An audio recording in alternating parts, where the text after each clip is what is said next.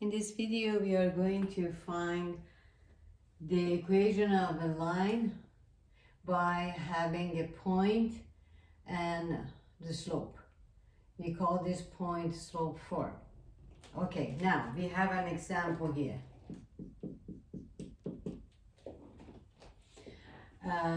Given slope is 4 and the point 3 and negative 2. And we call this one the point x1 sub 1. For example, this is y1. This is 1 point because we need 1 point here. And we have slope. Notice this form of linear equation is point slope form. Actually, it's the same as y-intercept or general form of equation, linear equation, but we modify to this one. It means that y and x is general. Y minus any point. If we have a point by coordinate x sub 1 and y sub 1, we have y minus y sub 1 equals to slope times x minus x sub 1. Okay, we can replace anything to it because we have this point and slope here. Okay, and find the equation of this line. Just rewrite this one.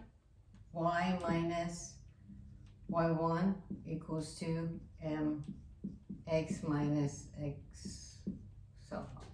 And we have this point, okay? Just replace it. Y is y, y1 is negative 2, but this is negative 2. Be careful, 1, this is minus negative 2 equals to m is 4. X is general, negative x is 3, negative 3, right? This is negative y, negative x, okay, simplify. Y plus 2, negative times negative is positive. We distribute 4 to the parentheses. 4x, 4 times x is 4x, minus 4 times 3 is 12, right? We need to write this one as y-intercept form. Okay, we need to isolate y. Now we can add this positive 2 to opposite of positive 2 is negative 2 here, negative 2 here too, for keeping this equality.